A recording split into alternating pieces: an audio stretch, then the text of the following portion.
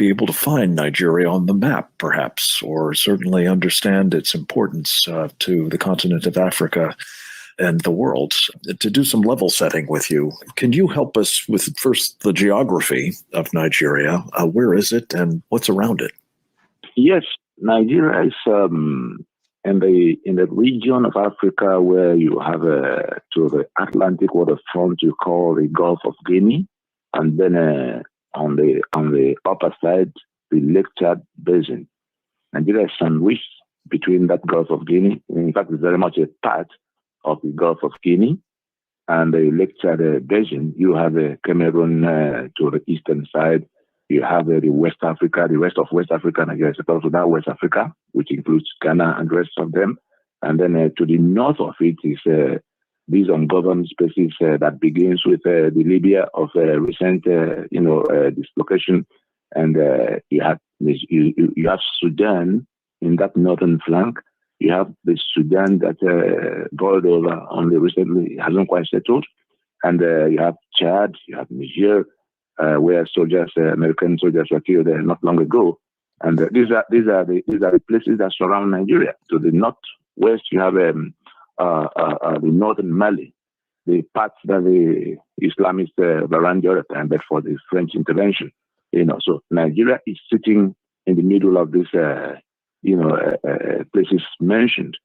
And if I could just interrupt you, one of the things that has characterized, I think, virtually all of the countries you've just mentioned, to say nothing of some like the Central African Republic and the Democratic Republic of Congo, which are not too far away either, they're all in turmoil.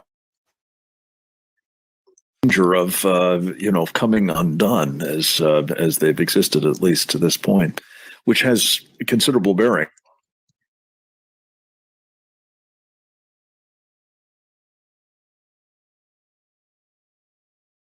Minutes. Let's allow some of our presenters to enter the room, and we will start.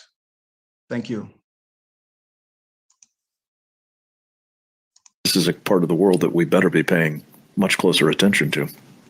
Yes, because of the sheer number of people that are trapped in the enclave, and we're talking about 200 million people, which also will immediately affect the immediate sub-region, the rest of West Africa. We have about 15 countries that depend entirely on what happens in Nigeria. So you could have another 50 to 60 million people to worry about. If anything goes wrong with Nigeria in less than 48 hours, the global community will be worrying about what to do with no less than 250 million refugees. I mean, people who will be running helter-skelter, in all directions. The only other thing to mention is that in that Nigeria, those who may have heard about Biafra before, because these are the same issues that led to the war the whole world had to help manage in 1967 to 1970, where the peoples of the eastern half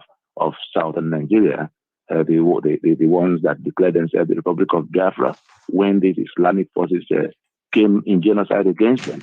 They fought for 3 years, and more than 3.5 million of them got killed. The issues that led to that fight, the forces, the very persons, human beings who led that fight, trying to eliminate the populations in the place, to take over the assets, because incidentally the oil and gas assets that come from that Nigeria, because that's about the only thing the global community knows about Nigeria, that it sells oil along with a few other countries. That entire stock of that oil is in that eastern part, and these Islamic forces had come to wipe off the population to become the new owners of the assets. Of course, they've now expanded their gaze. We have to take a short break. We will be right back to discuss more with the Secretary General of the Lower Niger Congress, Tony Nadi, right after this.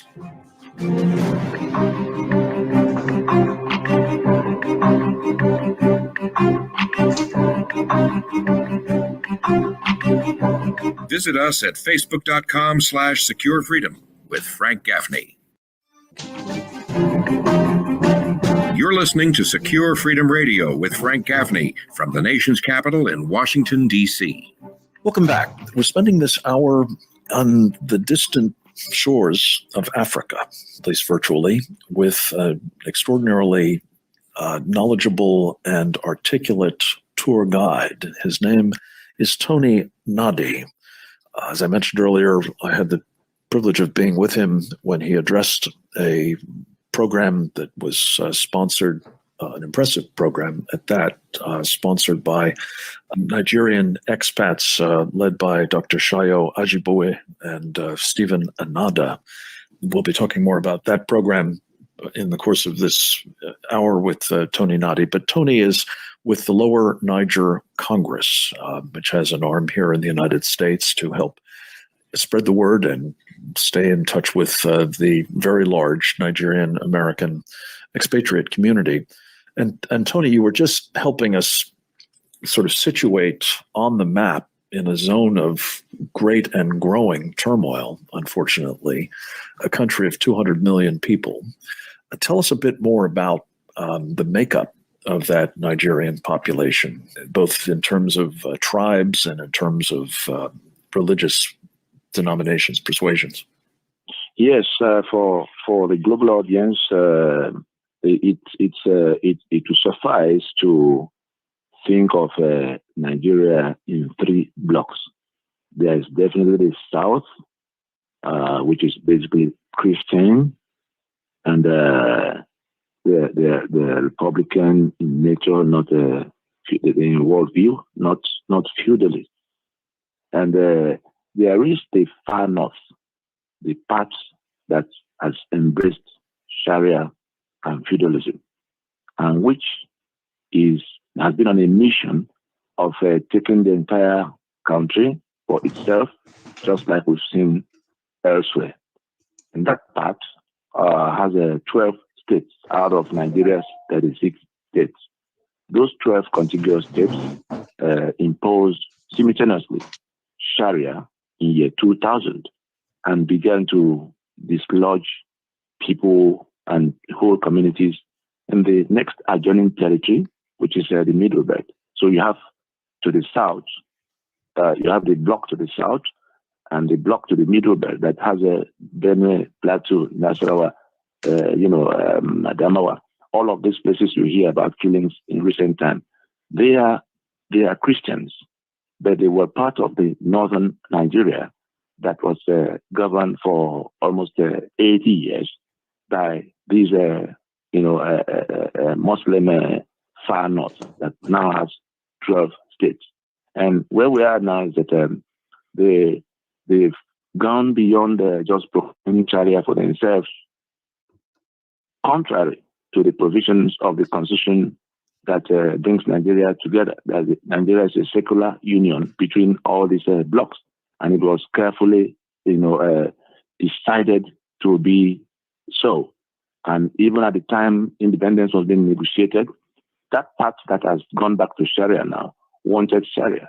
But the British, had to set up a commission that settled some of those questions, and they removed, with the compromise was that Sharia was removed from the table, and they brought in what they call the penal code, so that the Middle Belt, that was part of that northern region of the time, could be in that region, being Christians and not be molested.